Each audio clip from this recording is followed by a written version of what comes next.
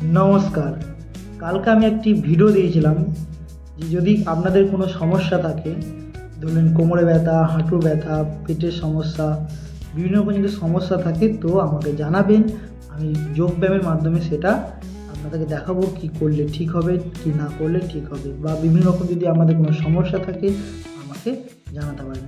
তো আজকে আমাদের যেমন দেখতে পাচ্ছেন তপতি শিকদার, মানে আমার দিদি ভাই বলেছিল ওনার ব্যাক পেন খুব হয়, তো কী ব্যায়াম করলে ঠিক হবে না করবে আমি সেই ব্যায়ামটা করে দেখাবো। দিদিভাই তুমি এই ব্যায়ামটা করবে, দেখবে অনেকটা আরাম পাবে।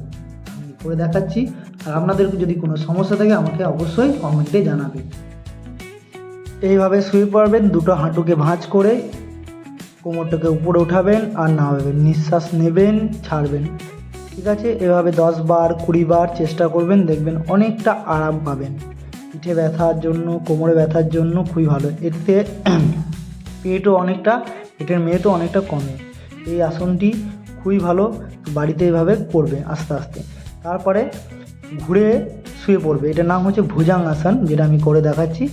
এটাও করবেন, এটা কোমরের জন্য খুবই ভালো, কোমর, ঘাড়ে, পিঠের জন্য খুবই ভালো। নিঃশ্বাস নেবেন আর ছাড়বেন। আমি নিঃশ্বাস নিয়ে উঠবো, আবার নিঃশ্বাস নিয়ে ছাড়বো। এইভাবেই করবেন, দেখবেন অনেকটা আরাম পাবেন। প্রত্যেক দিন করার চেষ্টা করবেন, একদিন করলে কিন্তু ব্যথা কমবে না। তো এইভাবেই করতে থাকবেন।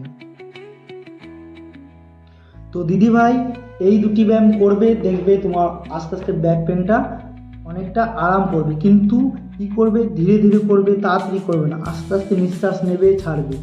ঠিক আছে, যদি ভিডিওটা ভালো লাগে অবশ্যই শেয়ার করবে, কমেন্ট করবে। আজকের মতো রাখছি, আবার আমাকে কমেন্ট করে জানাবেন যদি কোনো সমস্যা থাকে।